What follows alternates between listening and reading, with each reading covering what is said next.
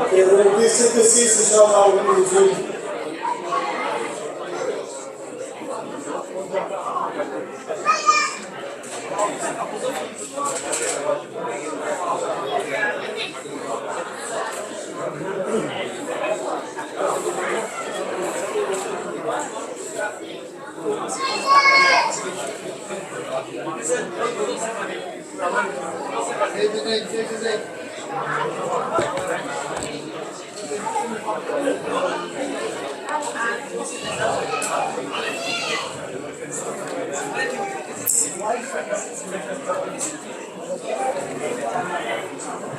Okay, Bismillah ar-Rahman ar-Rahim. Jazakallah khair everyone for making their way back.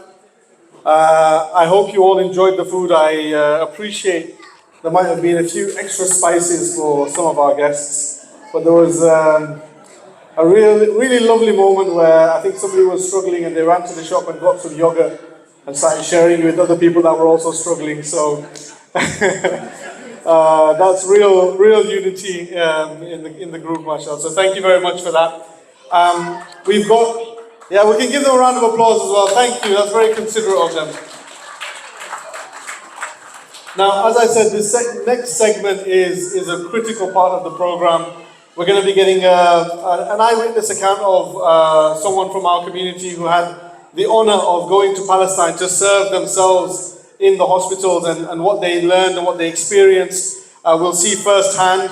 And then we'll also hear from other colleagues from the Palestinian background, but also, most importantly, we'll hear directly, hopefully, if the technology doesn't fail us, we'll hear directly from friends and colleagues who are in Palestine right now in Gaza that have been working around the clock and that have been helping to try and save lives.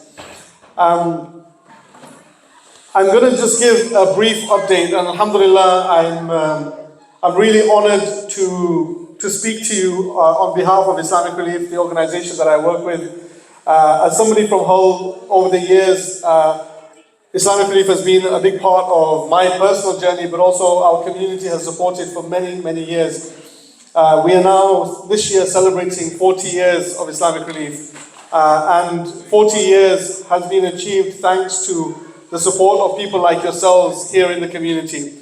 But what that has meant is, in places like Palestine, in places like Syria, Yemen, etc., when there is a crisis on the scale of what we're seeing right now, we don't have to try to get people to go and try to get aid into the borders that are closed and try to fly people from the UK and around the world. We've got people who are on the ground, that are living, that are citizens, that are part of the community in Palestine, in Gaza, that have been working around the clock, not just since October the 7th, but long before. In fact, nearly 3 decades of work responding to crises and supporting the people that have been affected.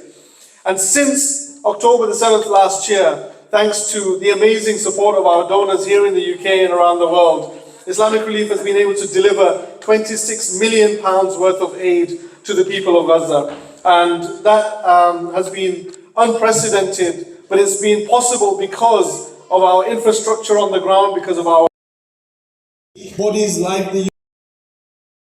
So while the Rafah border has been closed since the middle of May, where tens, if not hundreds, if not thousands of trucks are now queuing up. The last count, somebody said about 70 miles worth of trucks are queuing up at the Rafah border and unable to get in because it's closed. We've been able to get food supplies in via the Kareem Shalom crossing because of our relationship with the UN and the World Food Programme. Now, all of this didn't just happen overnight and wouldn't have happened if we just started responding last year. People have been supporting our efforts for over 4 decades now, and that has allowed us to build the infrastructure and to achieve and to reach those people that are hard to reach. And especially the crisis response team in Hull, over the last couple of years, and especially in the last 12 months, has has been desperately working around the clock to raise further funds for the people of Gaza, and specifically in response to the current crisis. So I think it was important for us to just mention that. And I wanted to just play a short video, inshallah, that hopefully gives you an insight into what we've been able to deliver thanks to your support over the last 12 months. I don't know if can we switch the lights off or no? If we can, that'd be great. If not, it's fine, inshallah.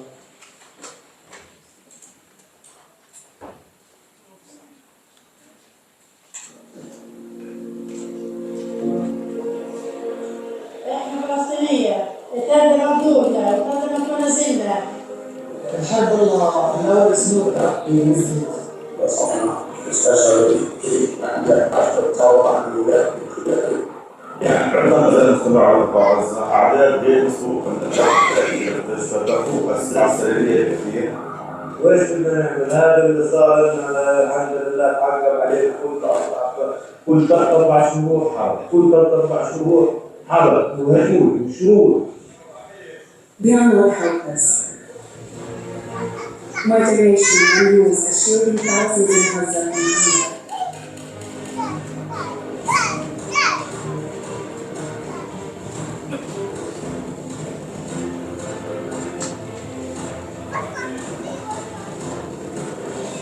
They're providing medical supplies that are helping to save precious lives.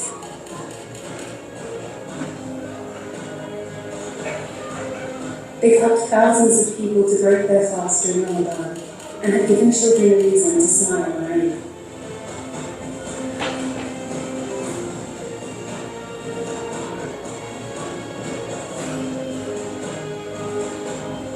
My donation and yours are providing clean water, hygiene kits and warm clothing to those who have nothing.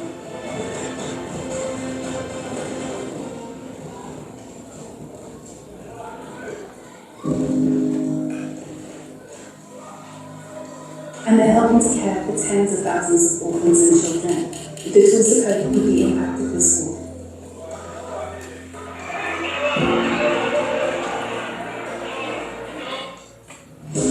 Every petition we sign is helping to raise our voices in support of the people of Gaza.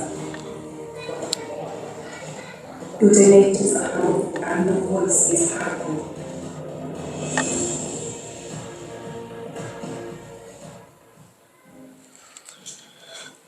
Alhamdulillah, that work continues, and in fact, the last update I got was yesterday. I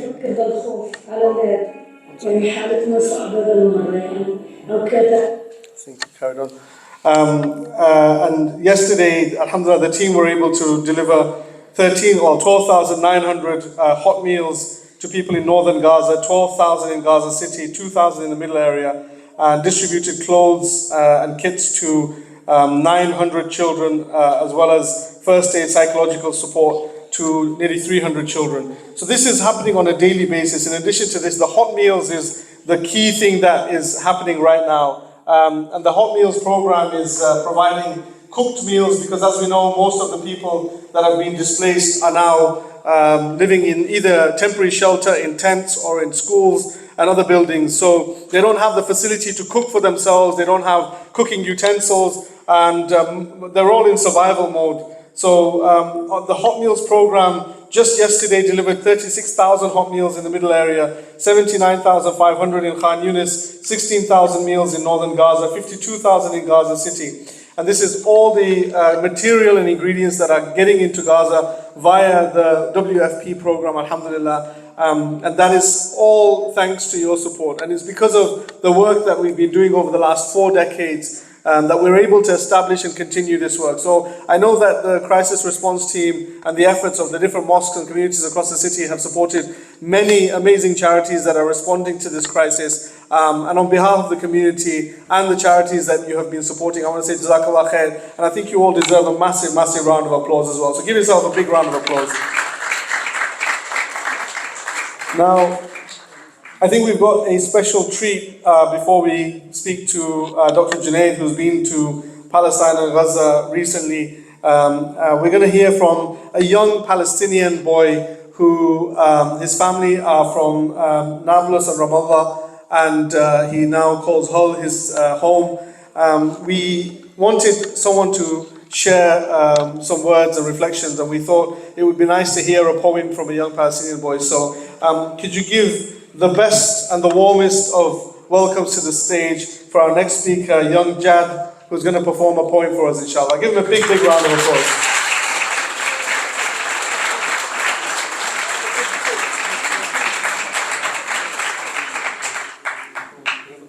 You okay to hold it? Hold it close, okay? Good afternoon. My name is Jad, and I'm pleased to be here supporting Palestine. I'm going to be reciting a poem called Bombs Over Gaza by Ahmed Paul Keeler. Bismillah. And now the tears are flowing every day. We watch the children of Gaza being massacred and mutilated, and the bombs keep falling. We witness the lamentation of the mother cradling her dead baby, and the bombs keep falling. We wonder at the dedication of the doctors and nurses in their bombed-out hospitals, and the bombs keep falling. We see the desperation of citizens and civil defenders using their bare hands to rescue those trapped beneath the rubble, and the bombs keep falling.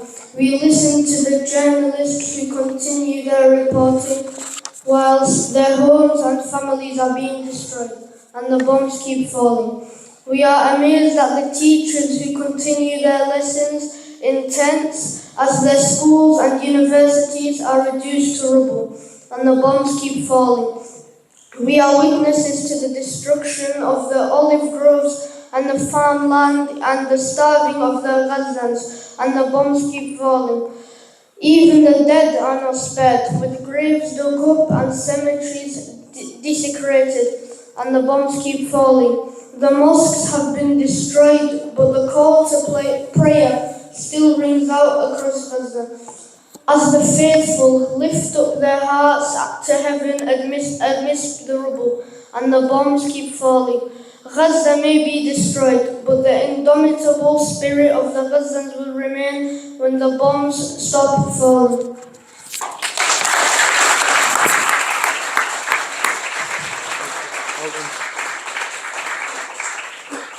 Thank you so much to Jad. SubhanAllah, it takes a lot of courage and bravery to step up and to perform in front of such a large crowd, especially at such a young age. But I think the poem is just, gave me goosebumps just standing there listening to it. Considering the circumstances that we're seeing and how horrific the situation is. And as we see every single day, the situation get worse and worse, and we think it's going to stop. But the bombs keep falling. And I guess that's why we're here today, to play our part, to do what we can, to not only remember the people of Gaza, but recognize that while we are in this privileged position to sit here at this event where we've had food with our friends and our colleagues, where we're in the safety and sanctuary of this building, where we'll go home to our friends and our family, in Gaza, the bombs keep falling. So thank you so much, Jad, for stepping up and for representing the people of Palestine so well. Please give him a massive, massive round of applause as well again.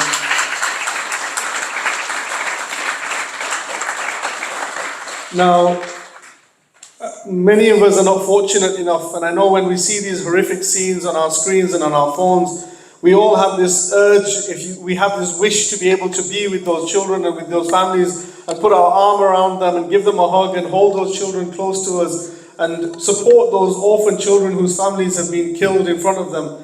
And we don't all have such a privilege.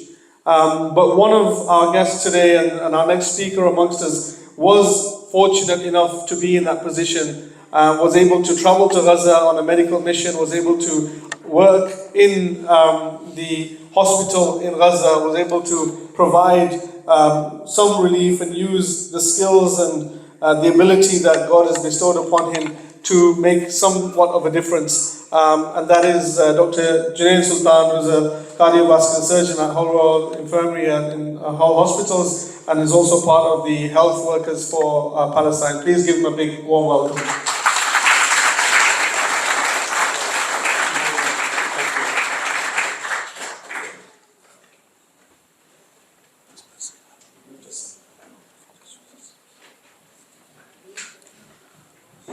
Thank you so much, everybody, and thank you for the warm welcome.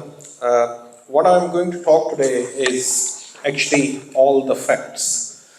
One of the speakers earlier said is that when you are doing the advocacy, just share the facts. And what makes it easier for me is basically the two important points. One, I always share the ground facts which I witness with my own eyes. And second, I talk about the protection of the international humanitarian laws. So the most important take-home message from all of this, and which I will give to all of you, is please keep doing that and never stop.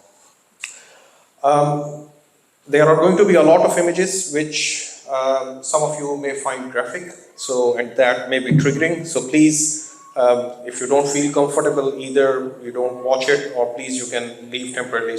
But I apologize for that in advance. I'm going to start by giving you some ground facts and help you to try to understand what's the dynamics in Gaza. If you look at the Gaza Strip, it's actually not very a big surface area. If you look at it in the length, it's only about 42 kilometers, and if you look at it in the width, it's hardly 6 kilometers at the narrowest point and 12 kilometers at the widest point. And if you look at the surface area, and I give you an example, let's compare to London, our most famous city. So compared to London, Gaza Strip is about 5 times smaller than that. But when you compare the population of London is about 10 million, and Gaza's population before this war was about 2.4 million.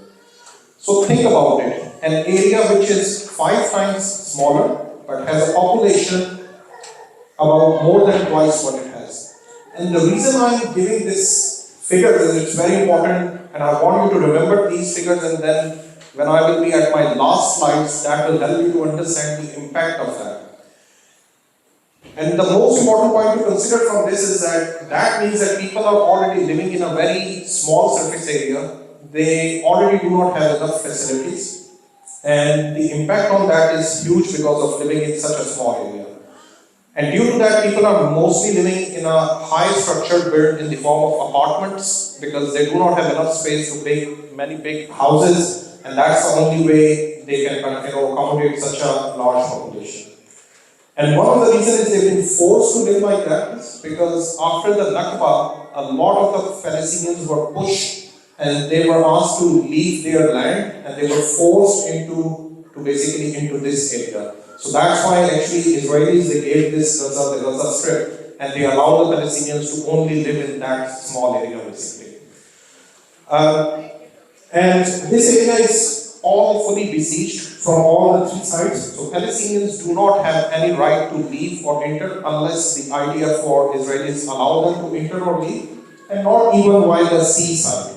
It's essentially like a prison camp, and people are depending purely on the IDF. Before the war began, there were about 36 hospitals. So the Gazans worked hard and they developed a healthcare infrastructure, and they were trying to help to deliver it in the best possible way. Because people asked that why in a small surface area 36 hospitals were needed, because it was with proportion to the population and to serve them in the best possible way. And these hospitals were very well built actually. And out of these 36 hospitals, because given the circumstances, large population, small area, most of the hospitals were built for very specialist reasons. Like there was one full hospital purely for cancer hospital. Like all the cancer patients would go only to one center. Ophthalmology or eye patients were going to one single hospital. Pediatric population was going to one. Maternity care was in one. Because this is the way you try to deliver the state-of-art care in the best single center people can come and deliver. Right now the situation is that out of these 36 hospitals, 33 are completely out of order. Pretty much.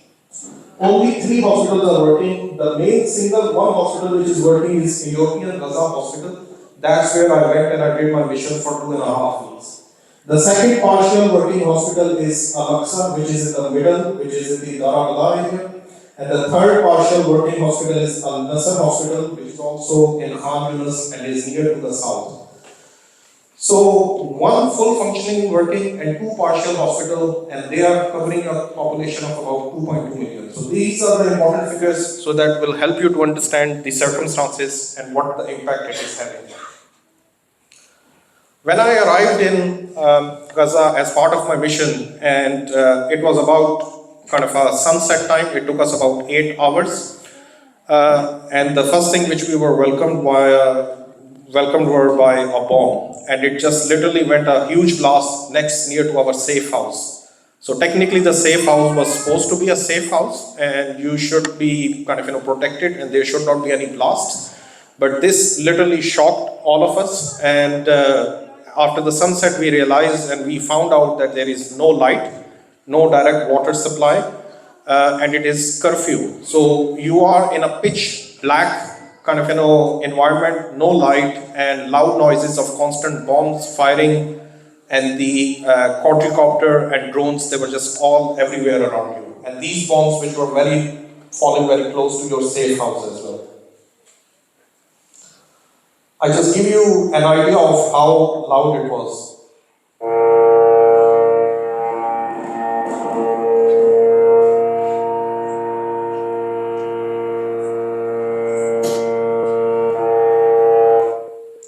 I'm just stopping it here, but just have an idea that this noise is there 24/7.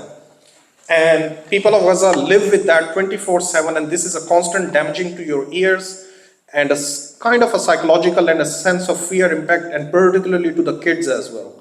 And us who are working as the humanitarian, who are protected by the international humanitarian laws, and who were there as a part of a mission, and there was no need for a drone flying on us 24/7. And these drones were coming as near as sometime near to the roof and looking through our windows and trying to kind of further intimidate us all the time. So these were the things which you were kind of facing all the time. This is just to give you an idea that how bad the situation was. So this was the border between Egypt and Gaza. This was the Rafah opening through which we went in. Somewhere in the middle of Rafah was our safe house, and a European General Hospital was at the border between Khan Yunis and Rafah. So IDF gave us a direct route that we can travel only on this particular route, which was decided by them, and they will send us a clear instruction that you will travel from point A to point B, and you cannot go to any other kind of a road. If we will, there is no guarantee we could be bombed. So while traveling from the safe house to the hospital, we have often seen bombs falling on either side of us, but as long as we were on that road, that's fine. But there was never any guarantee. And this was the evacuation zone which was ordered to basically evacuate, which was very close to the hospital, which was very close to the safe house. And that's why bombs were falling very close to us all the time.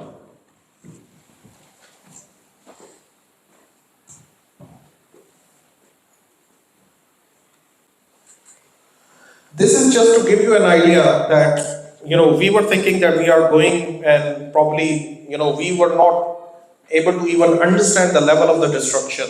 But when we were traveling between the safe house to the hospital, and if you look at the state, every single building was destroyed. And the question which was coming into our mind was that why? Why every single house, every single building has been destroyed? There was no explanation for it.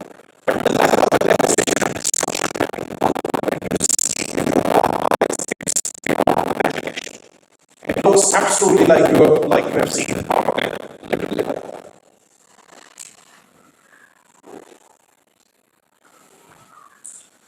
When I reached the hospital, that was the first day, and there was a huge blast, and I was trying to give an idea to understand the difference. The smoke here is white, kind of a real arch. So they are the one first to try to show you people the white, like smoke, the reason of that was a single bomb,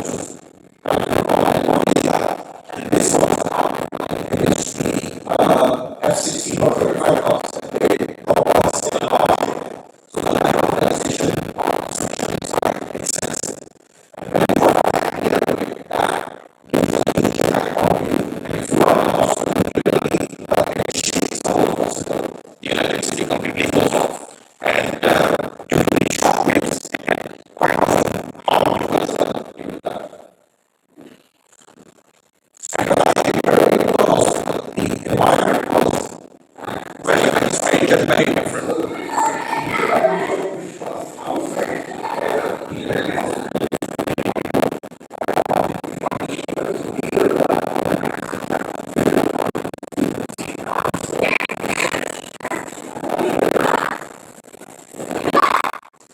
This is just to give you an idea of the whole hospital protocol was completely lost. When I arrived at the European General Hospital, there were about 30,000 refugees which were in the hospital. They were staying in the hospital corridors, on the wards, everywhere. They were just using whatever which basically came into their hands, any sort of a bed sheet, any sort of a thing. And they were using it as just to protect their privacy, and they were using it as a camp, and they just made their small tent and they were just living behind that. This was that much level of a poor condition they were living. You know, when you heard, and you might have heard people saying that I literally have nothing on me, just the 2 clothes I'm wearing, it was literally like that. This was the level of the devastation what these people were going through. And due to that, the impact on the hospital cleanliness, hospital sterility, and the level of increase in the hospital infections, that increased to a tremendous effect because there was no protocol at all. The hospital was just not a hospital anymore. It had literally changed into a refugee camp basically. Now I'm going to show you some pictures, so please just giving you a bit of a warning here, so just to be aware. So the type of the work when I was at Gaza, I dealt with 3 different types of basically work. One was the acute, which was the direct impact of the war. Most of them were gunshot wounds, bombs, burns, and they were coming in extensive number. Every day there was a large number of casualties just coming non-stop.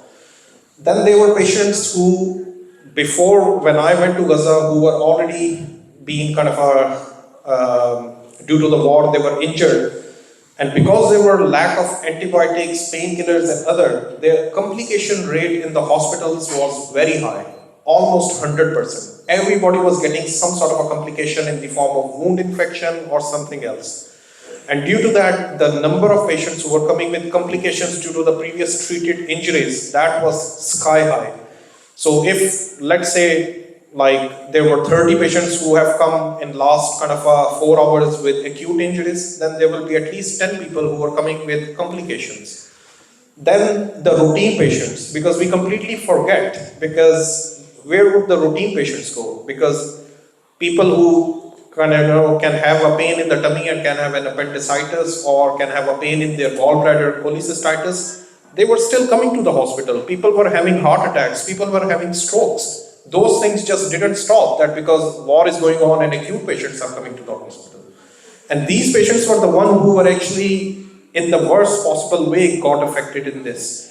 Because everybody was just looking and concentrating, somebody is coming with bleeding from the leg, arm or bone, and everything, every attention was naturally just going to that. And all these people with the routine kind of problems, they were coming and they were just sitting sometime there for hours and nobody was even able to go and ask them why you are here.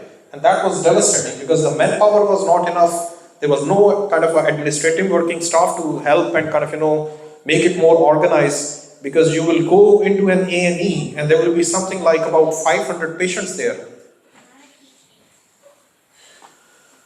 One thing which I saw the most, and that was the gunshot wounds. Regardless of the age, young, adult, woman, elderly, of any age. And the most common spot where they were hit was around the knee. And the reason for that was because snipers had somehow learned that when they were hitting around the knee, they were hitting the blood vessels which normally run around in this area.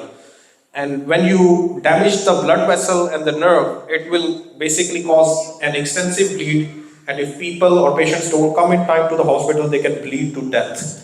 And even at times when we manage to save them and control this bleeding, quite often the level of damage due to the nerves and to the kneecap, it will cause such an extensive damage that will make their limbs essentially dysfunctional.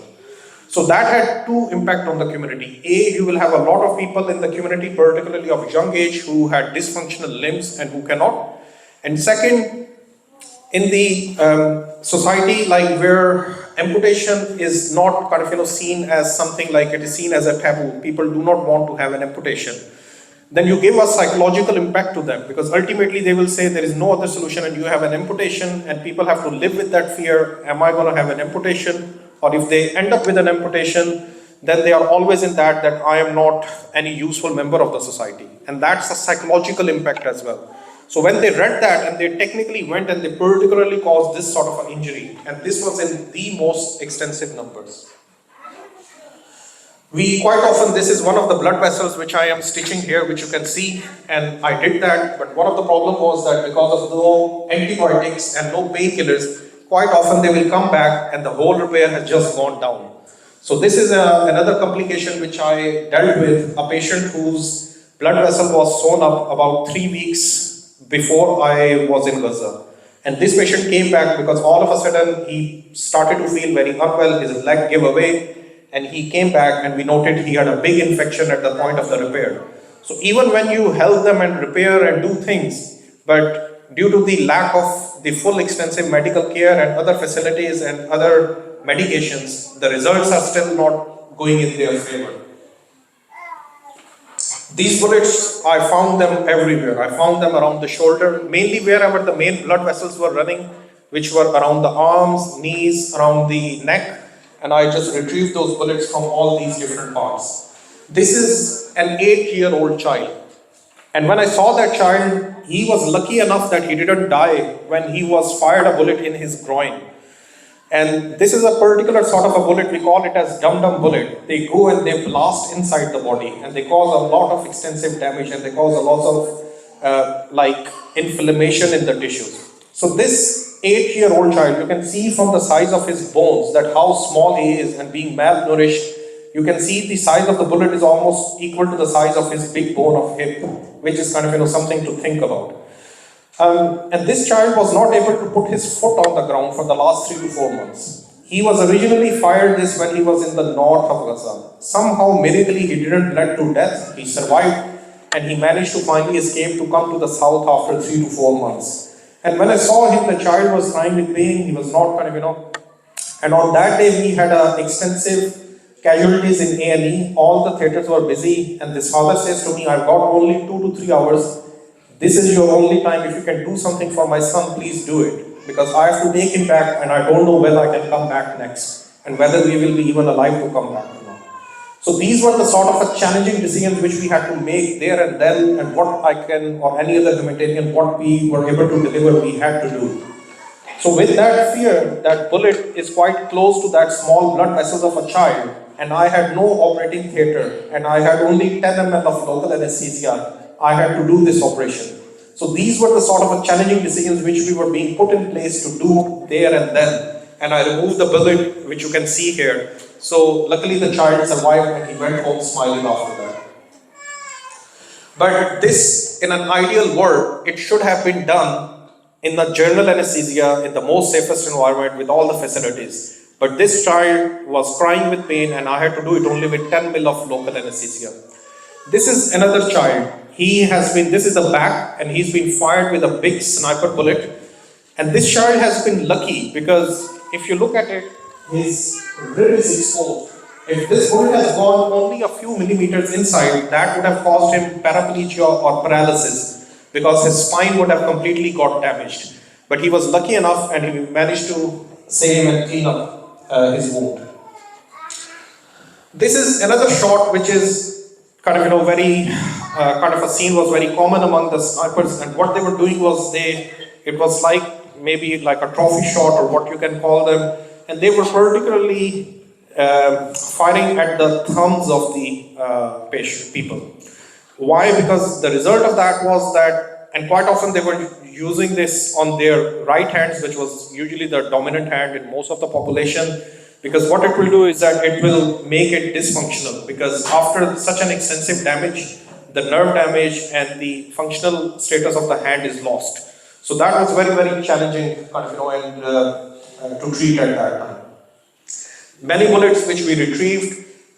This big bullet which you can see, this is from the quadricopter. The quadricopter, which is like a drone which can fire, which comes down and really fire at you. We had that first-hand experience because one of the quadricopters came to our water reservoir in which we were staying, and they fired at the water reservoir, and we didn't have any water in our safe house for 24 to 48 hours after that.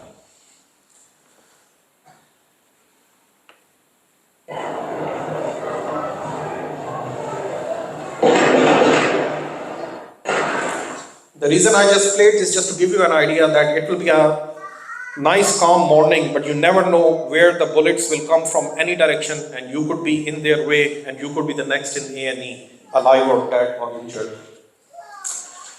I'm sorry to put these pictures, but this is very important for you to. So this is something which we were seeing pretty much every day. So this young child who is about 12-year-old, he arrived, all of his family members were dead, his mother and his brothers and sisters. He was the lone survivor with no family members. And if you see here, if any one of you who are medics or paramedics, you will know that this is not the way, but to control his bleeding and to keep him alive, they use basically the catheters and tubes that really tight them very tightly to control the bleeding. This is the wrong way.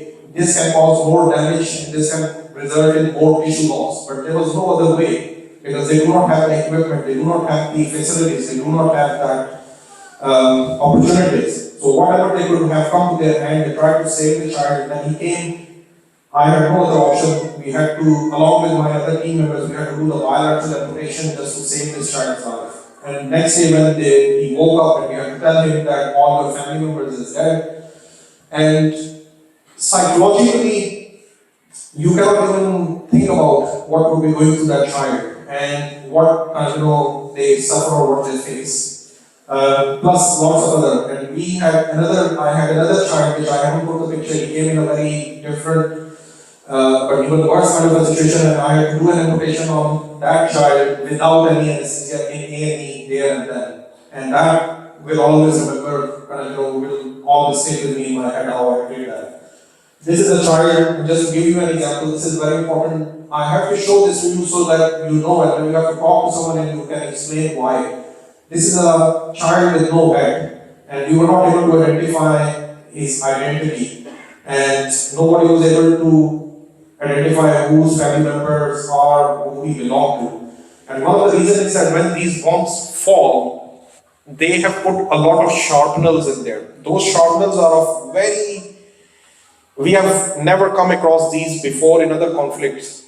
They are of very, very bad quality, and what they do is that they cause such an extensive damage that sometimes, particularly for the kids, because kids do not have that much surface area, they will completely decapitate them. And that we have seen a lot in Gaza. And sometimes they will completely take off their arms, legs, and it will cause an extensive amount of damage. And that's why you will have a lot of dead bodies in Gaza which are unidentified, because you cannot just identify them due to the extensive damage they have. This is another 14-year-old young child who came while I was there, and we managed to fix his hip, and he was constantly saying to us that I have a constant sort of a strange sort of a feeling in my calf. It's like a buzzing kind of a thing which I cannot fully explain to you. And with minimum facilities, if this child would have been in the normal environment, he would have had so many CT scan, MRA investigations. So I just had an ultrasound scan, a portable one, which I took with me as part of my mission, and with which I managed to just identify that he had a sharpener which went behind his knee, and it made a fistula between his artery and vein. And that fistula was creating such a strange sort of a. And these were the sort of a strange injuries and so atypical, which you will never even expect. And then we had to remove that, and in this young age, we had to fix this. So I'll just go through just a few very quickly, just to give you amount of damage and extensive, which I've seen. This was the war round going on, and because when there was nowhere to live, so all the family will move in with the patient, and they will stay in, they will be making breads, and they will be doing everything at the same time, because there is nowhere to go, and that you can understand what impact it would be having on the sterility and everything else. So that's why the infection rate was so sky high as well. But you cannot just control it. This is the sanitation outside. So people are living in tents, as you can see the condition of those tents so poorly. And then there is no sanitation, all the dirty water, sewage is flowing in the middle. So because of lack of water and electricity, all the greenhouses are completely destroyed. This is how people have to live, even to get their phone charged and to stay in touch with their family members or outside world. They have to wait in queues to even get their mobile charged from somewhere. Everywhere you drive and you will just see devastation. This is just driving through a street. And just imagine when you drive through that street and you see so much devastation, every building is destroyed. What can you And the reason I'm showing you these level of destruction is just to keep in your mind, and then you think about how much destruction it would have caused. So this is another testimony, and this is a big thing what you can see here. What does it say? Made in USA. So when no media is allowed to go in and no international journalist is allowed to go in, and this is the reason why. Because there are so many proofs of war crimes and so many proofs of the violation of the international humanitarian law. This is a huge bomb which is sitting in a civil area among the destroyed house. And what it is doing that, but there is no international media to report it. So this is the reason that us humanitarians have been given such a tough time, because we are witnessing and giving the testimonies of these war crimes basically. So the reason I showed you all that, and just you fit in all together, but what I want you to understand is that you can escape bomb, you can escape bullets, but what all these have caused, these are the silent killers. They are destroying and killing 10 times more than what the bombs or bullets can destroy directly. And the why this whole destruction and pattern has been put in place in that Gaza is purely to achieve that goal, and why it has changed to a genocide, and that is the reason for that. And this is what you have to talk about and you have to basically fight against. So, if you look at the statistics, and you will see that there are more than 90,000 tons of TNT which has been dropped on Gaza. And when you compare it to the Hiroshima, when the atomic bomb was dropped, it was only 15,000. And I've shown you so many, like the whole building structure has been destroyed. And there are so many number of unidentified bodies. At times, we had to give the people body parts in bags. We had to weigh about 75 kg for an adult and 20 kg for a child. But this was just to put their mind at peace so that they are taking their near one and are able to bury them. And the reason I am putting all this together and now have a think, and if somebody asks you what, so officially the WHO and other stats, they say 41,000 people are dead. And the recent paper which has published, it says it is about 186, which is And that's the reason why they said, because look at the amount of destruction. Every house has been destroyed. More than 90,000 tons have been And the silent killers which are coming into place and the unidentified bodies. So in my humble opinion, and this is my suggestion, what I witnessed and what I saw, the number of deaths are easily more than 500,000. But this is my opinion and this is my view. Time will tell, and when these actually factual missions will go by UNO and they will calculate, then I will you can tell me whether I'm true or wrong, but this is my humble opinion, the devastation is way high. These are the medical students, and this is their medical college, changed from their beautiful university, which both of them have been destroyed. And you can see even they cannot even study properly without a break. There are many other ways by which you can help. You can help them by doing the telemedicine. You can help in their medical evacuations. You can help to the refugees in Egypt, and you can help their GoFund applications, because this is very important to understand. They are all putting their applications. Why? There is a reason, because Gaza has been made uninhabitable to live right now. So a lot of them are putting applications, and people sometimes or a lot of the time judge them that they are asking for money or do not trust them. There is a reason why they are doing. So if anybody approaches you, at least speak to them, hear them out, and try to understand what is happening, please. In my summary mission, what I saw was an absolutely Armageddon. I witnessed famine, and I can confirm that. A complete destruction of the healthcare infrastructure and complete lack of the humanitarian work. The reason I'm saying lack, because I feel like that each one of you, when you do your advocacy work, please keep writing to United Nations as well. And I feel like that they can do better and remind them that why they are not doing what they should, go to the last limit what they should. After seeing all this devastation, I keep asking myself, is this a war? And to me, it's not a war, it's a genocide. And more than 2/3 of children and women and civilians. I'm not saying I've seen men and those men are not civilian, those men are civilian as well. I have not seen a single fighter who I've seen who have come who was holding any weapons or who was being treated in the hospital. But in terms of okay, even if I exclude the men, 2/3 of the injuries which have come, who have come dead or injured, they are men or women and civilians. So it keep I asking myself, and I'm not able to satisfy. And the reason I put this is the most important single message, another important message to take, because it took us 70 years after the Second World War to define humanitarian laws. And finally we managed to get to the point to talk about as a savior of humanity and talk about the protection. But we literally just destroyed it in just this 1 year. How we have completely made so many holes in this. And tomorrow, if we need to go and stand under that umbrella ourselves, how can we do that? No, we cannot use the international humanitarian laws as per we need it, when we need it.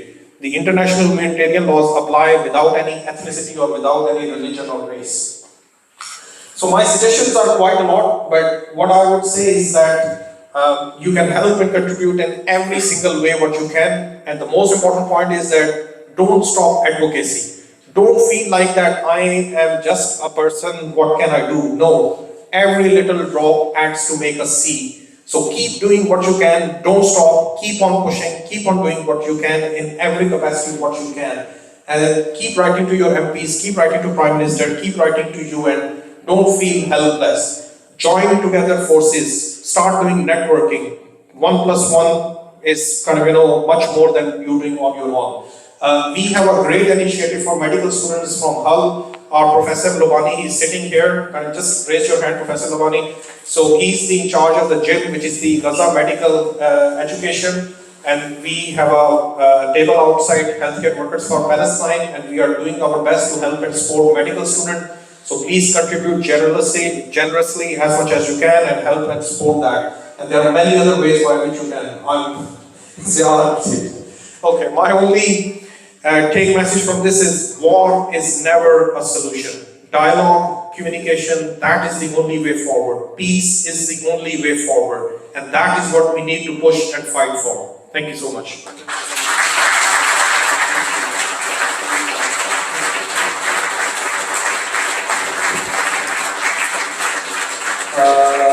I honestly don't know how we follow that presentation.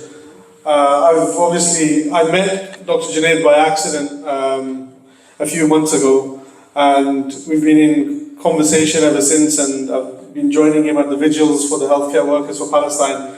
As whenever I'm in the city on a Friday, every Friday 6:30 these guys gather on the corner of Gladstone Street near the Whole World Infirmary, and they stand in solidarity with the health workers of Gaza who are being killed on a daily basis with the rest of the civilians.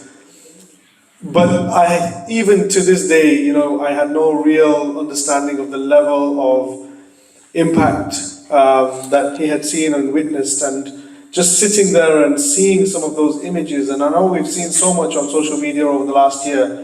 We've seen some horrific footage and material. But to know that someone amongst us was there themselves physically in that environment and seeing those innocent children. Shrapnel is one thing from a bomb that's been dropped from tens of thousands of feet from the sky. But for a sniper to put the crosshairs on an innocent child and pull the trigger on a child in the street is just unimaginable. What threat does that child pose? What justification could there ever be for such heinous crimes?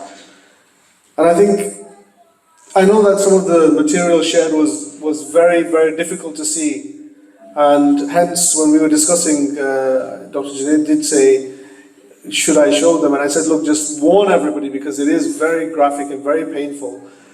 But I think seeing some of the things that he saw firsthand hopefully makes us realize that today, and this event and the activities that have been talked about before us, the initiatives by Jean and some of the Palestine Solidarity Campaign activities and the advocacy and the humanitarian, the fundraising work that the crisis response team and other organizations have been doing, how critical it is, because we may be so far removed, tens of thousands of miles away, but we all have the power to do something.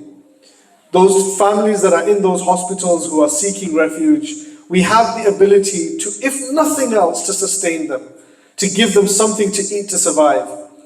These doctors that are risking their lives, people from around the world that are risking their lives to go to Gaza and to try to administer, these people need our support. So the efforts that they're doing on a local level, here with the Gaza education for medics and the health workers, they are working around the clock to try to support these people that are risking their lives to save lives in Palestine. And the least we can do is to support them. So I hope, as difficult as that was to see, that it reminds us that this genocide is not over. In fact, it's being expanded. It's already reached Lebanon, God knows where it will go next. And just as their resolve isn't breaking, just as the number of bombs being shipped to them is not being reduced, just as their sales exports are not being cancelled, our efforts cannot be cancelled either. Our energy cannot run out. We cannot stand down. Because they will get a free pass to continue to carry out atrocities like this. And whether we like it or not, it's happening on our watch. And we are watching it and we're seeing it and we're witnessing it. So if nothing else, I hope that today acts as a means, as a catalyst to ensure that our efforts are doubled and tripled and we don't back down. And we continue to pressure those that have sold their souls for the sake of a career in politics to say, you represent us and we will not allow you to continue to arm these killers in our name. And we have to continue. So my utmost respect to you, Dr. Junaid, and to your team.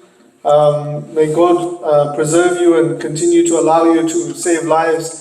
And huge respect to everybody that's been able to function after seeing some of the things you've seen. I honestly wouldn't be able to. I would have given up on life if I had seen some of the things you've seen. For you to actually function on a daily basis after being there and having witnessed that is a huge testament to your character. And I'm sure everyone in the room feels the same way.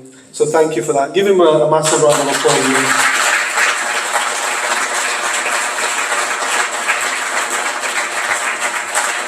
Now, as I mentioned, we know that the genocide is expanding and the indiscriminate killing is continuing.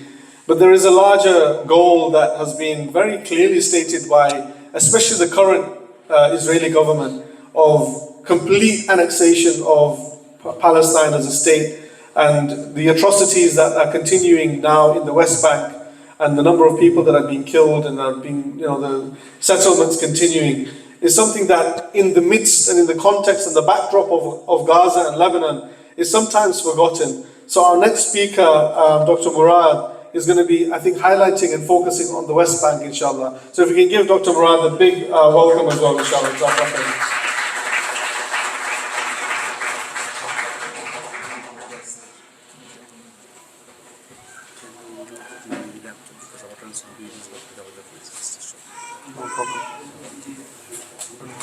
Thank you for welcoming. And before I start my speech, I would just want to say a big thank you for everyone here as a Palestinian, because you are here raising awareness, you are showing your support, and a big thank you as well for the organizers and all the effort which we had today. So today event is 1 year of genocide. I follow that by a question mark, because as it was discussed by two speakers before me, is it just a year of genocide? I don't think so. And my presentation title is Atrocities in the West Bank and Challenges to Healthcare. And I don't know how can I show all of those facts in only 15 minutes. It's really very difficult. I think before I start, we should just look to the history, because if we understand the history, we can understand what's happening those days. So, back in 1888, the Ottoman Empire was ruling most of the Middle East, including Palestine, and after that, the British and French ruled most of the Middle East. Palestine was under the British. After that, there was some encouragement of migration of Jews to Palestine land. Started, I'll go in more details in the next slide. But in 1948, the state of Israel was established, supported by most of the world. And at that point, the West Bank was ruled by Jordan, Gaza was ruled by Israel. 1967, Israeli 6 days war, they managed to occupy West Bank. They tried to go to Jordan, but they could not. They took the Jordan Heights from Syria, Sinai, and Gaza, including Jerusalem as well. Alright, after that, West Bank was and Gaza completely under the Israeli occupation, and they started to make settlements even in West Bank and in Gaza itself. Like you are hearing there in the news about Mitzrayim, and all these are names of previous settlements till they left Gaza and Gaza disengagement in 2005. So this map just shows what's happening there. So Palestine as a country was not exist before, as Syria, as Lebanon, as Egypt, as most of those countries. But then we have all of those countries, and that's what's happening. Now going to more details, the Jewish immigration started from 1882 to 1947. So there was some preparation, so it did not appear just out of sudden outflow just in 1948. There was a good preparation, there was universities, there was armies or military group under them. And if you look at the Jewish immigration, the statistics or what we know, that about 10% of population in 1917 was Jews. And actually, those are Palestinian Jews, they are Arab Jews, we know them, they are our neighbors, they live in Nablus High, for example. And in 1947, the population, as you can see, 33% Jews, 67 Arabs, 2/3 of the population Arabs. 1948, the occupation happened. And what happened in 1948? More than 100,000 Palestinians kicked out of their homes. More than 530 villages and cities were occupied, and they are out. More than 15,000 Palestinians were killed. Then, 1948 to 1967, the Balfour forces, 1967, as I explained in the map, took more lands again. West Bank was one of them, because I was speaking regarding this one, West Bank. 25,000 were killed, 45,000 injured, and even 300,000 refugees, and then the start of the settlements in the Gaza, West Bank, even Lebanon, Jordan Heights, and Sinai. Last quotes I added just before the speech, because what's happening in the last week in Lebanon. Just to remember that in 1982, as well, Israel took almost all of the Lebanon. 17,000 were killed, 40,000 were injured. Many massacres like Sabra and Shatila happened to the refugee camps. And as a fact, what's the message? Well, we did not manage to kill you in 1948, you escaped to Lebanon, and after 40 years, we are here to kill you again in Lebanon. So, if we speak about the West Bank, it's ongoing, it never stopped. But I'll just highlight two uprisings, which maybe most of us we know, or at least hear about. And from 1987 to 1993, the first intifada, or what's called a stone uprising, Palestinians in West Bank and Gaza did not have anything except some stones to fire through to the soldiers. And that was faced with what they called as a broken bone policy. They were catching children, arresting Palestinians, women, men, everybody. What they do, they broke the bone. And as Mr. Sultan was saying, now, instead of we broke your bone, you can't walk, now we shot you with a bullet into the knees or shoulder or whatever. So during this uprising, 1,162 were killed, 241 were children less than 17 years old, 90,000 were injured, 100,000 were arrested, 1,228 homes destroyed, and interestingly, 1,400,000 trees were uprooted. Because Palestinians are most of them farmers, they have the olive trees. Let's also not take you out of the stand, but we will take your trees as well. This is like one of the videos. Actually, it's from Nablus, back in the 80s. Those are the soldiers. You can see the protesters don't have anything ready to threaten them, holding the stakes, broken the poles. Children, aggression, that's what people in West Bank are facing. Not now, that's 30 years ago. But maybe most of you, I don't know, not you really, most of the people in this world maybe don't look at this. The only thing that they look at what happened 7th October and after that. Okay, the second Intifada, or what's called the Aqsa Uprising, it is the second, basically, again in West Bank and Gaza, and it's from 2000 to 2005. Again, and that's after those agreements, after the peace, 4,500 killed, 900 again, children less than 17 years, 50,000 injured, 50,000 arrested, 4,500 homes destroyed, 1 million trees uprooted, 12 medical workers killed, 100 ambulances destroyed, and they started to build the wall of apartheid. Most of those numbers actually are not only from the Palestinian statistics centers, it's also from Israeli Jerusalem, like Jerusalem Post, Beit Salim, I think, organization as well. And maybe one of the most famous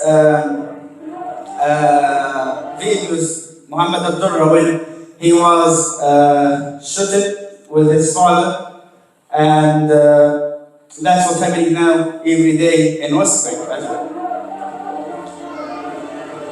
23 عاماً. Now, if we look from the period from 1967 to 2023, before 7th of October, before what we are telling now, 1 year of genocide, we have more than 100,000 people were killed. We have more than 1 million Palestinians went into the Israeli prisons. If you think about it, that's in Gaza and West Bank. The population in Gaza and West Bank is, let's say, around 5 billion. So that means 20% of the population at some point, they were in the prison. Imagine the number. More than 200,000 were injured, and by injured, to be honest, I could not, this is just an estimation because there is no statistics for the injured people. And all of those numbers, the other ones are documented. So many cases were not documented as well. As Mr. Sultan just mentioned, well, we know that maybe now 41,000 were killed in Gaza, but when we have a good access and a good know on the ground facts, I think the number exceeds that pretty much. Now, one of the challenges in the West Bank is the settlement. So we have like more than 3,000 recorded settlers, and as a Palestinian who just recently came to UK, settlers were not having that courage to be honest, to attack Palestinians as it's now in the last 2 or 3 days. For example, if we looked at the numbers, 3,000 in all of this period, but just in 2022, 800 attack, and I'll come to the numbers, which is more than 1,000 just in the last year. And currently, because the fact is, okay, all the international community laws, whatever we want to talk about it, they are telling about or selling the two-state solution, which is good, but if that's what we agreed to, why you are putting 700,000 settlers inside the West Bank, which we agreed that this should be the future Palestinian state. That means, as Netanyahu and all the extremists and Israeli government saying, there is no place for Palestinian state. And that's what they want to do. Again, in the West Bank, there is about 700 permanent checkpoints. So basically, I did my training at my medical school in Jerusalem, and I was, but every day from Nablus to Jerusalem, I had to pass through 5 checkpoints. And the hardest one is the one just, which is called Galandia, which separates Ramallah from Jerusalem. Those are permanent. Time up. Okay. I have much more number, but I'll go through them just, can I have 2 minutes more? Okay. Those 4 numbers of killing, and that was my start. That I don't think that is just 1 year of genocide, it's much more than that. This is the distribution of settlements. I'll go quickly. This is the countries that consider Israeli settlements to be violation of international law, all the world, except the US, as the bombs are made in US. Settler growth pretty much in the last few years. Separation wall built to make it very difficult for the Palestinians to move between the cities, villages, going to the schools, students passing through checkpoints because of the apartheid war. Those just the 140 famous checkpoints. 70,000 people need to go through those checkpoints on daily basis for daily works or schools. This is the Galandia checkpoint. You can see I was passing through those bus tracks every day, as any Palestinians want to go to the work, to the hospital, to school, everywhere. This is the apartheid wall, at least 8 meters, at some places 12 meters. This is from the hospital where I trained, the top 2 videos I'm running, Classic Hospital in Jerusalem, and that's by the way 2014. Soldiers inside the hospital, taking patients from the beds, preventing us from taking patients to theaters, injured children as well. You can see the pictures of the ambulances stopped, checked, or even targeted by airstrikes. Okay, and this is recently in West Bank in Jenin. This is on the Jenin governmental hospitals. They are stopping one of the doctors on the left side. This is one of the ambulances prevented from going into the hospital. This is the gas bombs going into the main yard of the hospital. And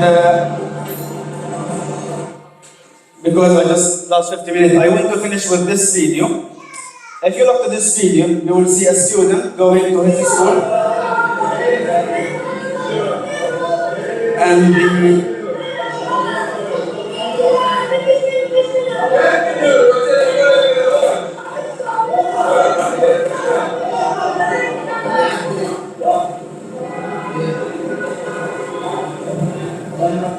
okay, just to see this video, a student going to his school with his bag, saying to the soldier, I have an exam, I want to go to my school. Soldier telling him, no, go back, don't pass. At the end, this is a fully armed soldier against a student with his bag, with his box, wants to go to the school, and this student managed to pass this soldier and to go to his school. And as I can see this, and I appreciate all the suggestions that we hear today, like BDS movement, support, everything adds to our cause, everything adds to the Palestinian struggle.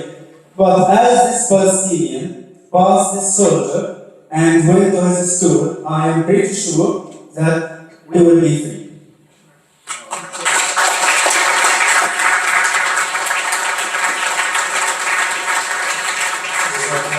Thank you so much, Dr. Murad. I'm so sorry to rush you. I know you have so much to share, but I'm conscious that we're going to get kicked out of the venue soon.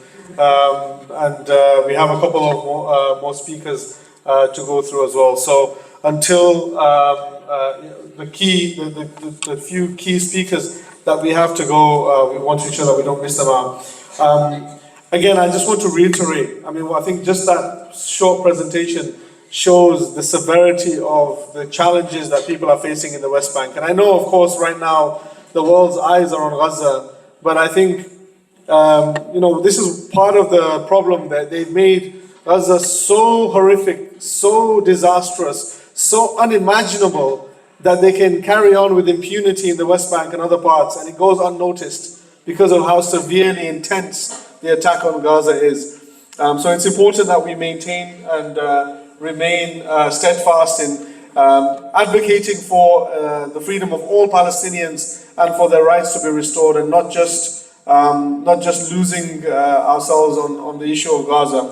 The next part, hopefully, inshallah, I believe our colleagues are waiting for us, and as long as the internet connection is working in Gaza, we're going to speak to the first of our speakers. You can try to call them while I do the introduction. Sure. Our first speaker should be Sister Majid, Dr. Majid Muhammad, who is a doctor in Gaza, to give us an update on the current healthcare sector situation and the challenges faced by doctors and healthcare workers. So we're going to call her now, inshallah, to see if she's able to respond, and if the internet is working in Gaza, hopefully we'll be able to speak to her.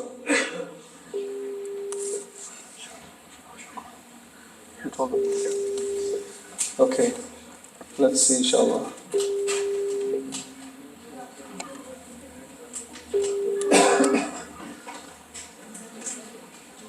I think we checked earlier and there was a connection. I'm hoping that it would still remain. Try the other one. You want to try this one?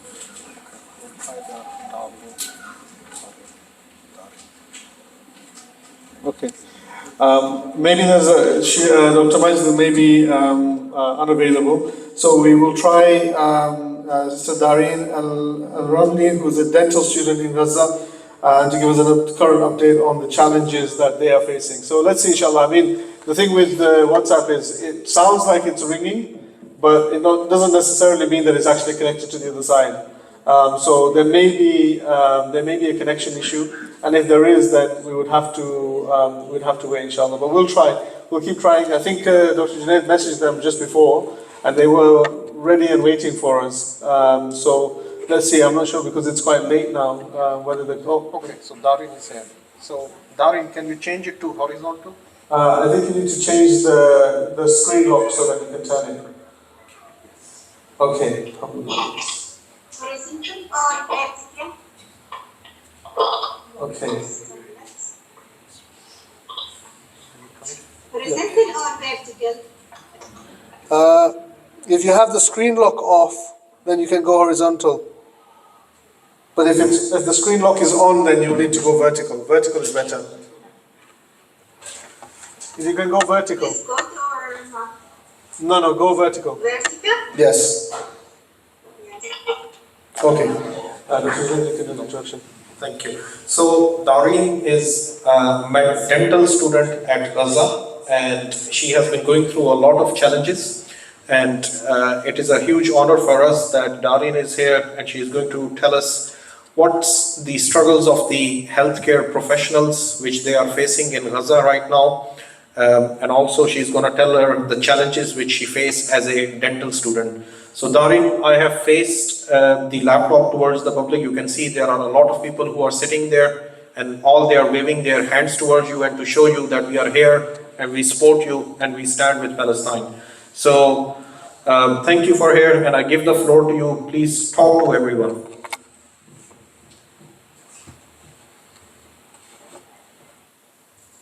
Hello? Yes, go ahead, sister. Can you hear me? Yes, we can hear you. Hello? Oh, good. Yes. I am Dareen, a dental student from Gaza. First, I would like a conference for making me part of this conference. And I hope that I can get my message across. Since October 7, 2020, since the year we are in Gaza are not okay. I know that watching on social media, but the reality is worse. 90% of homes have been destroyed by the occupation. I displaced with my family more than 9 nights from the occupation field. Now we are living in tents without any possibility of life. No security, no electricity, food and clean water. The deliberate destruction of each system to spread pollution and diseases such as hepatitis and polio, which weakens our health and diseases because the preventing of anti-gas is the burning problem to farm food. The situation is very critical. When we are we don't find any medicine to treat ourselves. I just remember when I became seriously ill in my birthday and became the most worst memory in my life. I became seriously ill and I go to the hospital and I didn't find any treatment. And because my severe, they gave me an analgesic solution carried on my father's hand in a car. This is considered the best treatment available.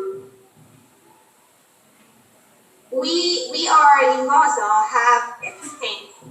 We lost everything. Why is it not connected? And also I want to say, fucking the hospital, killing the doctor, all these lead to deterioration of the situation. And now without work, that means we can't. That means there is no money to buy the basic thing, which became very expensive because of the war. The people of Gaza used to invest our money in buying lots of land. For example, my family had 2 houses, and my father bought a farm, and they were done because of the war. My father report about 26 years old worked hard to develop this, and actually the occupation tried. Yes, it happened to me. I lost everything actually. I lost that the freedom coming close to me and almost on the same wall that never leaves my mind. My Muslim said to us when we are besieged, and all houses around us were destroyed. She said, "Die together." So the wall which put on us together, and we both die together. Do you realize how we think we will die because it's inevitable instead of this genocide. Also, I want to talk about an aspect that worries me, and I thought a lot about it, which is education. The occupation destroyed all the schools and up to universities and thousands of students. The situation is very hard here. As I mentioned before, no internet. I know the internet helped me to complete this no internet available. Seriously, I just want to show you this. This slide. Well, like this slide, this backbone when I study, and one day I use the full night. So the situation is very hard. Despite that, I simply started studying online, but it's like anesthesia needles actually, and the patient that my specialty, which is industries, training, and university clinics. That's why I search a lot about an scholarship for Palestinian students to study abroad. But unfortunately, I didn't find any. So I want to say that it's scholarship to us, it's very easy to continue our education. I hope I can get a scholarship and my message here to the world after this event and after this meeting. Finally, I want to thank you again. And the words on this work, if you are stubborn or pushing and supporting us, we'll discuss why we left this genocide. We found us why we left this genocide. You can also follow me on Instagram. I post my story there and all the updates that happen in Gaza here. And I will chat with you and then get to know me more. Thank you. Thank you. That's what you summarize what you think.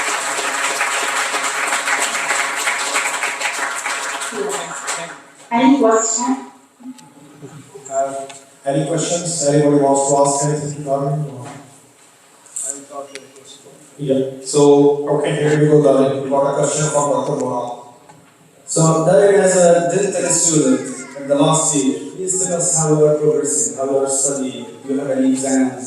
Do you have any teachers or anyone who helps you with that?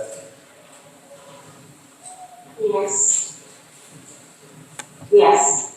I just the university recently I just have 6 hours. I can't take all my subjects because I'm very free. So as I mentioned before, I must practice and training in university clinic. So the university is very difficult. No university. Not one university to training or skiing. Just online. I study and I'm trying. I just training to speaking and continue my education, but it's not a solution. Thank you so much, Darren. We all admire your strength, endurance, and how you are fighting this. So stay strong, and you got all our support, and whatever we can do to help and support you. We will stay connected, and we will follow you on Instagram, and we will follow your stories, and we will stay in touch, and whatever we can do to help and support you, we will. And Professor Lubani is here. He's running the gym program. He's listening to you, and he's doing stuff for the medical students as well. We are running the program for medical students, but be assured we haven't forgotten. Hull is the city, and this initiative has started from here, and people here support you, and we stand with you. Thank you so much. Thank you. It was beautiful.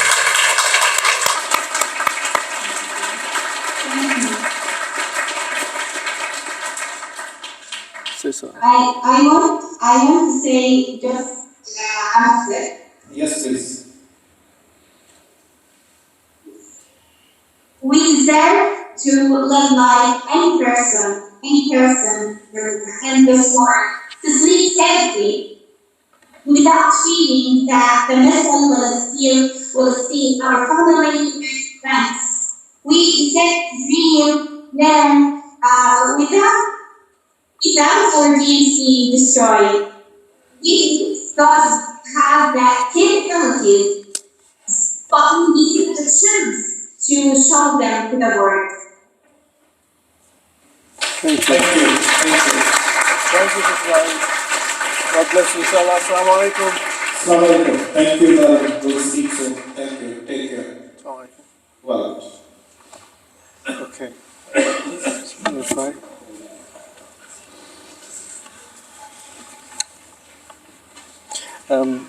Just while we try to connect to Dr. Majid, one second.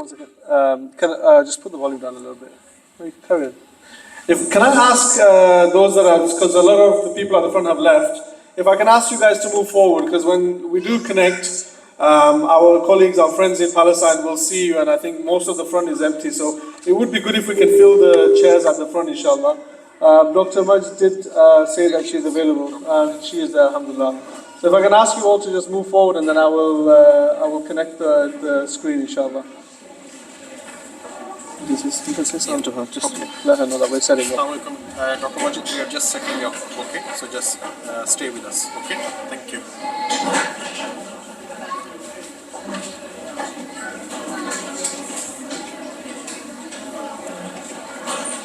Salam, from Gaza.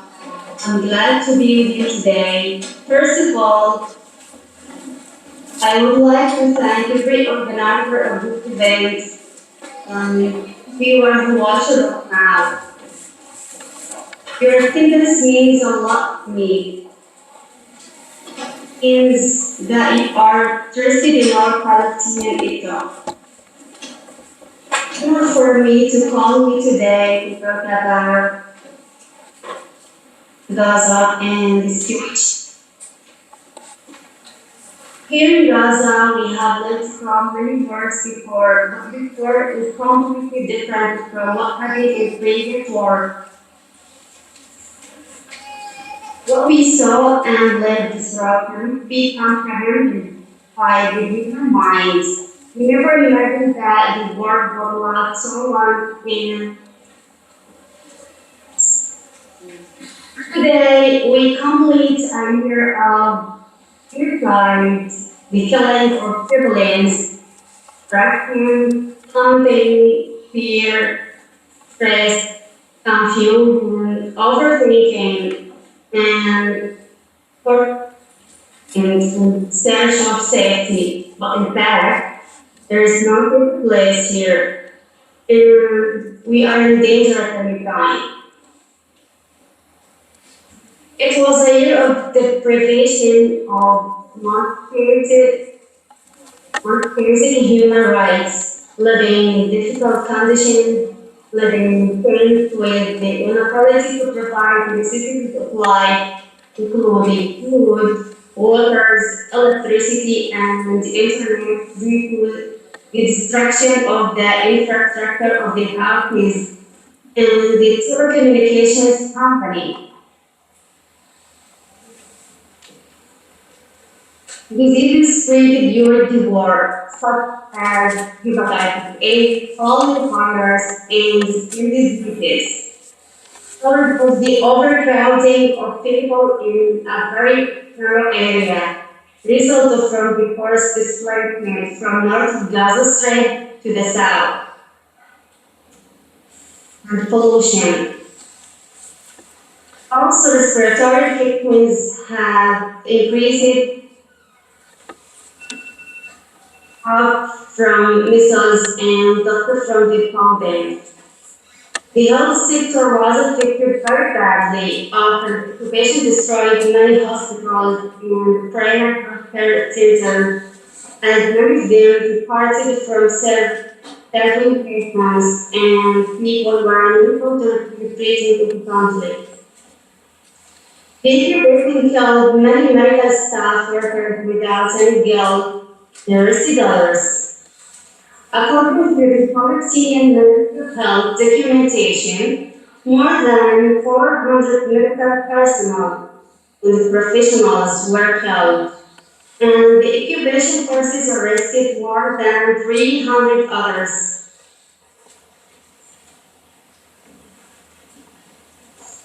While 135 health centers were totally or partially destroyed, and more than 100 ambulances were destroyed.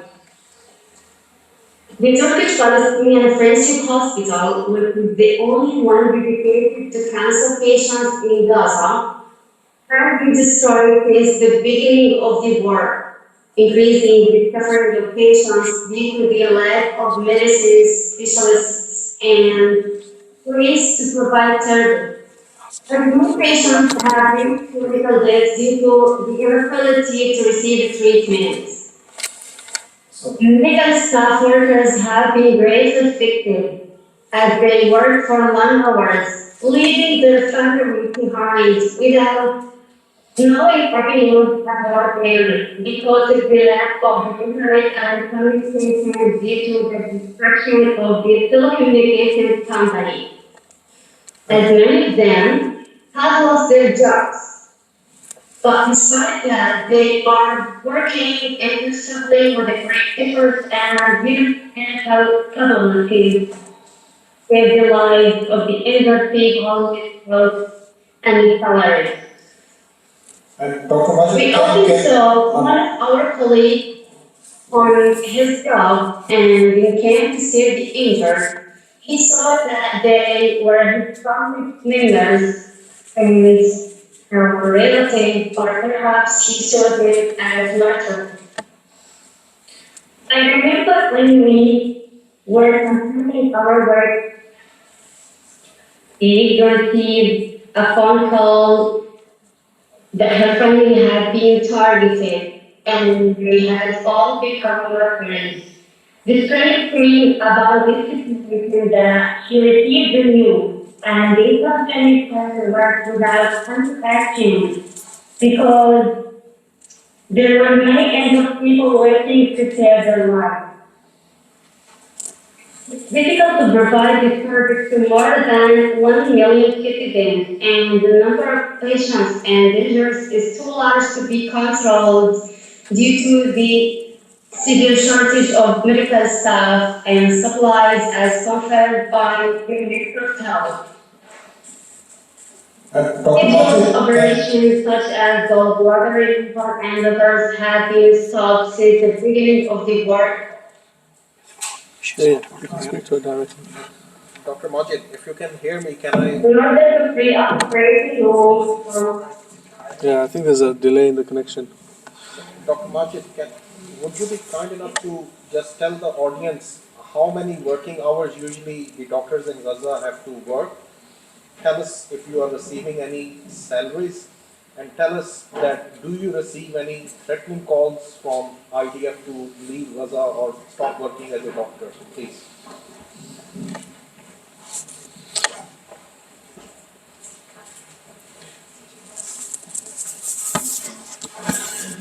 Are you understand? Yeah, I think the connection seems to be quite weak. So I think it's going to be difficult to go through the details. Just ask one simple question. So, Dr. Majid, just tell us, do you receive any calls from IDF to stop working? Tell us just a little bit more about that, please.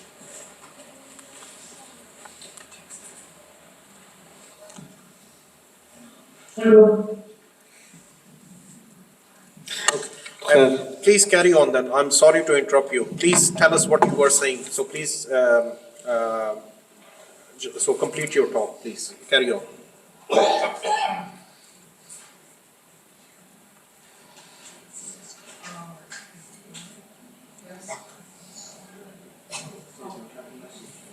Yes. I think WHO also warns that the volume of medical supplies entering Gaza is insufficient to maintain the health work in response, and all the routes out of Gaza are still suspended due to the crossing. Our educational journey was a great victory as perishable training grant first stop due to the funding Islamic Center to prepare the Palestinian part that part. Finally, I want to say that our thoughts are not certain hard. Each one of us has a life of stories, tales, ambitions, and dreams. We are people who have a beautiful life. And Thank you so much, Dr. Majid.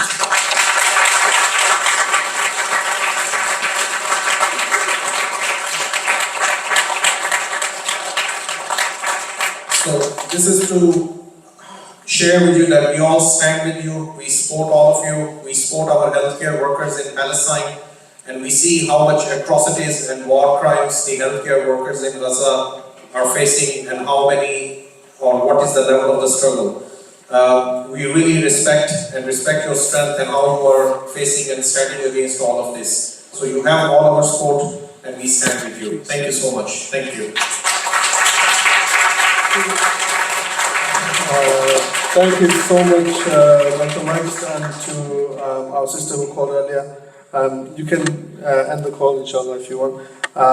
Clearly, the connection is not amazing, which I guess is understandable considering we're speaking directly to Gaza. But we're honored to even be able to speak to them, and the fact that they are able to connect to us and to share their thoughts. For those that maybe missed it because of the connection issues, she was saying that many medical staff have been arrested, over 400 medical personnel have been killed, occupation forces have been in and out of the hospitals, 145 health centers have been destroyed, in addition to when Dr. Junaid was talking about the hospitals, these were the main hospitals, but there are clinics and health centers across the Gaza Strip, and 145 have been destroyed.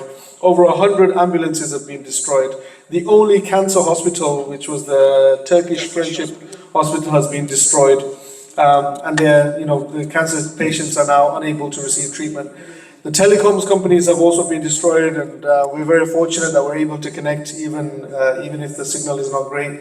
But there's a severe shortage of medical staff as well as medical equipment. And I think the final point is that she was saying, similar to what our sister before her said, that these are the people of Gaza are people like everybody else.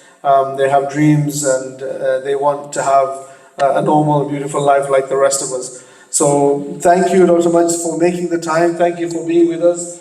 And may Allah make it easy for you. We're here to support you, and everybody's sending their salams. If you guys can give them a wave. Thank you. Thank you. Assalamu alaikum.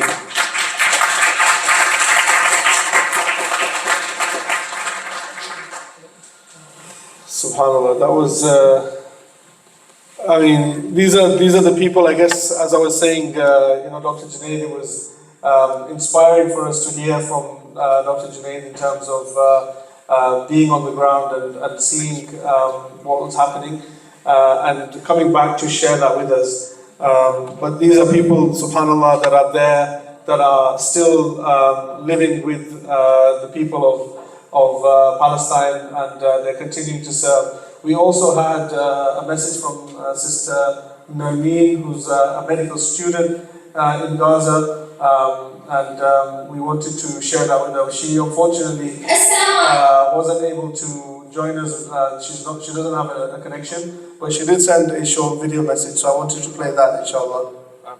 Can I just say, I just want to highlight, Nermeen is in Khan Yunis, which is being heavily bombarded right now, and for the last couple of days have been very, very difficult for them. And there has been about 100 casualties in the last 24 to 48 hours in Khan Yunis. So I really appreciate that she took the time out and recorded the message and sent this, as she cannot talk to us live right now. So please hear her out. Yes, subhanAllah, it's an important reminder. I mean, the fact that she's, as we speak, as we sit here and listen to her words, her neighborhood is being bombed. And we don't know if we'll speak to her again the next time that they get a connection. So this was a video message that she recorded and she sent to Dr. Junaid beforehand, and she wanted to share her words as well. Welcome everyone. Salam from dear and proud Gaza to everyone who sees and hears me now. Salam from Gaza, which we hope will see peace one day. My name is Nermeen Ziyad Al-Mustafa. I'm 21 years old. I'm Palestinian from Gaza. I'm a medical student at the third level and volunteer doctor since the beginning of the war at medical points. I'm currently a volunteer doctor at the European Gaza Hospital. Since 7 October 2023, our lives changed completely and dramatically, from a life of safety to a life of suffering and fear. For 11 months here in Gaza, we haven't seen peace. We haven't seen safety. We have lost all our rights without exception. Our simplest wishes have become finding good and useful food, finding clean and healthy water. Drinking water causes many problems with the digestive system, and many people fight fungi and algae in the water. Strange that we have never seen before. Personally, some time ago I noticed something on the water bottle. After filling it several hours, the bottom of the bottle becomes green. This is a strange thing and really harmful to health. Since the beginning of the war, my family and they have been displaced almost 7 times. And every person here in Gaza also lives the suffering, moving from one place to another, searching for safety. Although there is no safety place here in Gaza, unfortunately, even safe humanitarian areas here in Gaza are being targeted. How do you see on the news what's happening in Khan Yunis? Everything in Gaza has been destroyed, including homes, universities, schools, health centers, and many buildings. 90% of the population of Gaza have been living in tents for 11 months. Tents didn't protect them from the heat of the summer and will not protect them from the cold of the coming winter, because all tents have become bad and worn out. And we are all waiting for God's mercy. We cannot do anything except say Hasbunallah wa ni'mal wakeel at all times. Also, the health sector in Gaza is completely destroyed. We do our works and perform our duty as doctors despite the lack of existing capabilities, despite our need for many medicines, despite our needs for many medical tools, despite the lack of manpowers, and the lack of entry of the medical delegations into Gaza due to the closure of the crossing for a long time. Diseases and epidemics are spreading everywhere, and unfortunately there is no treatment to control them. We try to do all our efforts and do everything we can to save our people and save our patients. But unfortunately, there is not enough to give every patient his full right of health care. As a medical student in Gaza, my university was destroyed, and I was deprived of education. I and all of my colleagues and all students in Gaza, whether schools or universities, students deprived of education. SubhanAllah, that's a message from Sister Nameen, who was a medical student. And SubhanAllah, you can hear the pain and the passion in her voice as she shares that message with us, and we pray that Allah keeps her under His protection, and we hope to hear from her soon. The program is coming to an end, and I know Maghrib has also entered, so we do need to wrap up, and I know that we need to empty the venue as well. But I think we have to reflect on what has been, I would say, a very thought-inspiring event today. First and foremost, once again, I thank all of you that have stayed right to the very end. It's a real sign of your dedication to the efforts for the people of Palestine. I want to thank the speakers that have made their time and that have shared their experiences and their wisdom. And hopefully that you are a catalyst for the community to do more. And I think most importantly, what we have seen today, starting with the local action of the efforts of just ordinary people from amongst our midst who have taken up the cause of Palestine to say, while we live with privilege in this country, regardless of our challenges, and God knows we all have our own personal challenges, we all have our own difficulties, our own issues, whether it's financial, whether it's family, whether it's emotional, whether it's mental. We have all got our own problems, but in the grand scheme of things, we know that the people of Palestine, the people of Lebanon, and people around the world are in a far worse situation than we are. So for those of you that have taken up this cause and that have led from the front, whether you've organized, whether you've mobilized, whether you've raised funds, whether you've advocated, whether you've protested, I thank you on behalf of all of the people that have organized today.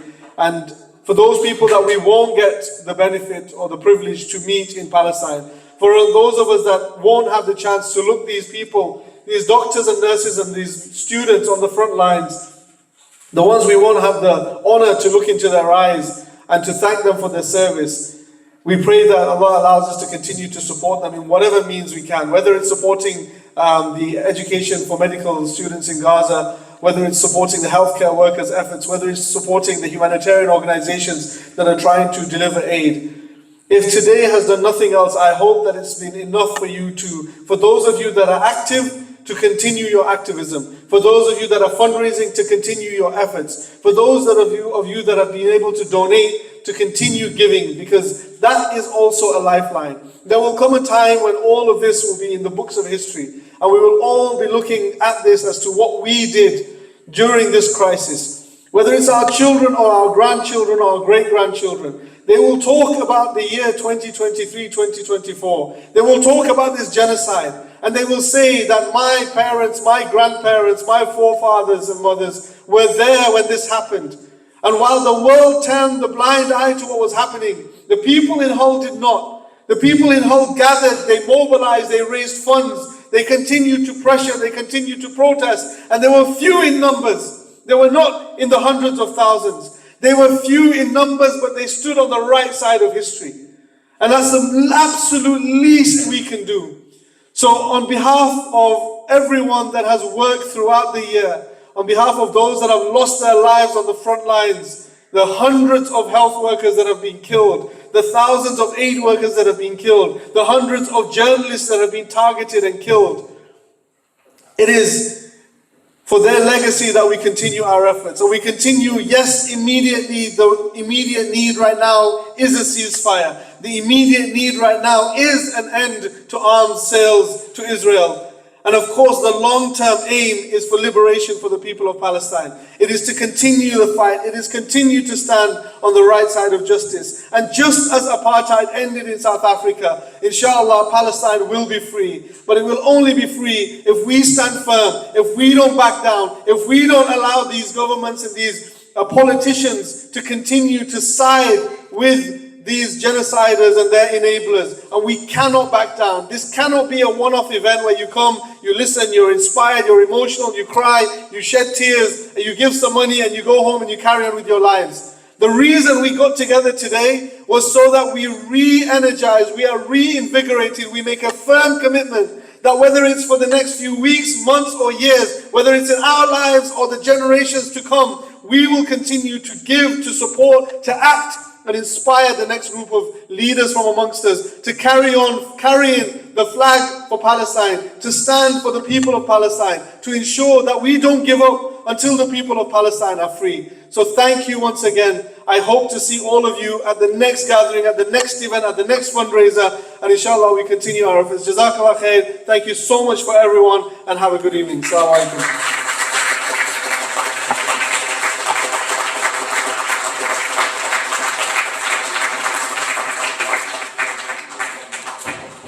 I think for those of you who want to pray Maghrib, maybe the masjid nearby will be open. If not, we can make our way down to Hull Mosque on Berkeley Street. Or if anybody wants to, you can use the room next door to pray as well, inshallah. Jazakallah khair.